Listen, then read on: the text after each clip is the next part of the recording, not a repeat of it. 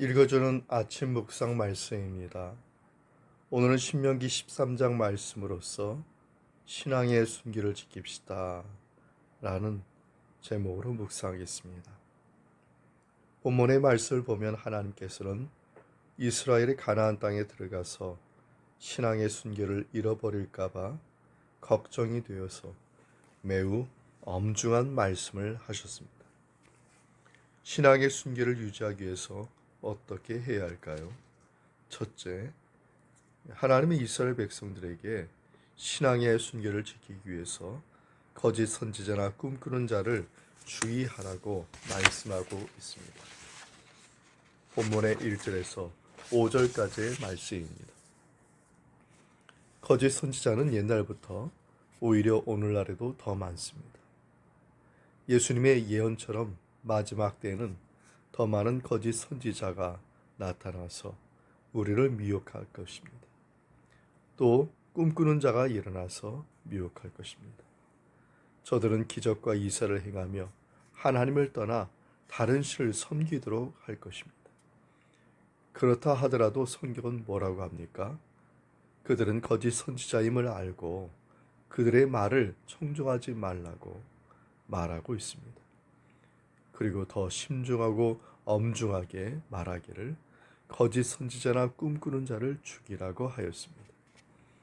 그래서 이스라엘 백성 가운데 악의 요소들을 제거하라고 5절까지 말하고 있습니다. 거짓 선지자의 특색은 기적을 행하는 것입니다. 저들은 사탄의 심부름꾼으로 사탄의 힘을 빌어서 기적을 행합니다. 병도 고치고 예언도 하고 과거도 잘합니다. 그러나 그들의 병고침이나 예언이나 과거사를 말하는 것 등은 모두가 거짓된 행위입니다. 그러므로 우리는 기적으로 미혹을 당하지 않도록 주의해야 할 것입니다. 특별히 오늘날은 지성인들이 많이 미혹을 당하고 있습니다. 그러므로 우리는 거짓 선지자나 꿈꾸는 자들을 조심하고 하나님만 경외하며 그 명령을 지키고 그 목소리를 청종해야 합니다.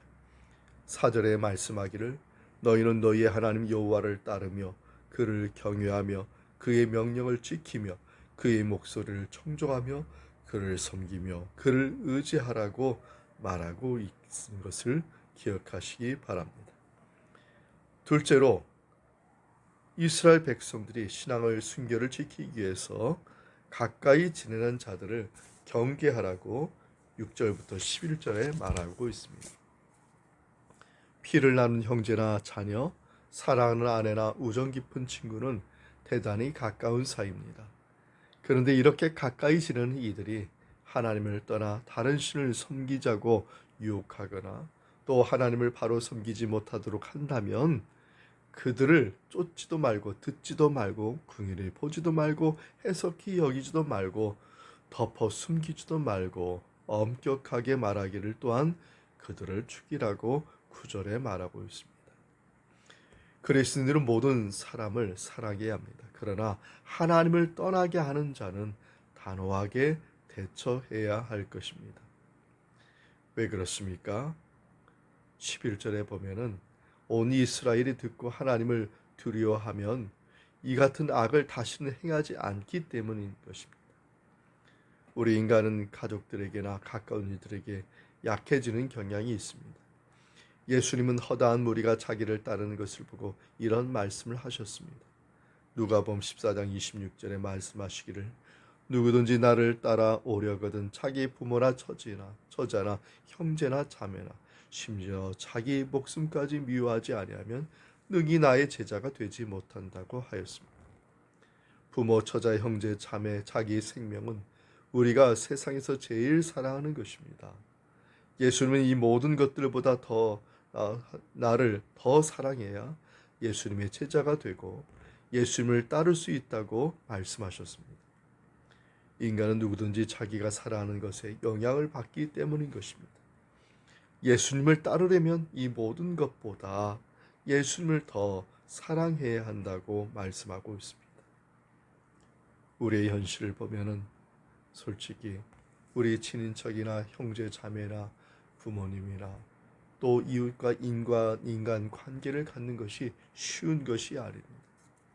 그런데 그 모든 것을 초월한 예수님을 사랑하는 그 사랑으로 한다면 그 모든 인간관계는 해결될 수 있다는 것도 기억하십시오. 오직 예수 그리스도, 우리의 구원자이신 예수 그리스도, 그분만을 사랑하고 따라가는 길, 신앙의 순결을 지키는 길이 또한 우리 형제 자매를 사랑하는 길이라는 것도 기억하시기 바랍니다. 셋째는 우상 숭배자들의 유혹을 주의해야 합니다. 12절에서 18절까지의 말씀입니다. 어떤 우상 숭배자가 일어나서 한 성읍 전체를 유혹하여 우상 숭배의 죄에 빠지게 하면 어떻게 할 것인가에 대한 말씀이 나옵니다.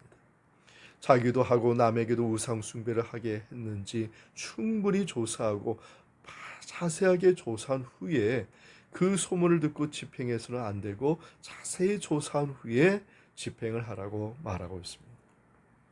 유혹한 자가 확실한 그러한 증자가 있으면, 그러면 우상 숭배하면 그 우상 숭배자를 죽이고 우상 숭배한 그 성읍의 거민을 죽이고 가축이나 재산의 모든 것도 다 태워버리라고 엄중하게 말씀하고 있습니다. 심지어는 17절에 진멸한 물건에는 조금도 손대지 말라고 하셨습니다. 이 말씀은 아주 엄격한 말씀이죠. 우리는 교회에서 거짓 선지자, 우상 숭배자를 조사하여 제명해야 합니다. 하나님께서 엄격한 조치를 명하신 것은 그만큼 중대하기 때문입니다. 우상 숭배는 전염성이 있기에 하나님의 백성을 사망으로 인도합니다. 성경은 우상 숭배자를 모두 죽이라고 엄중히 말하고 있습니다.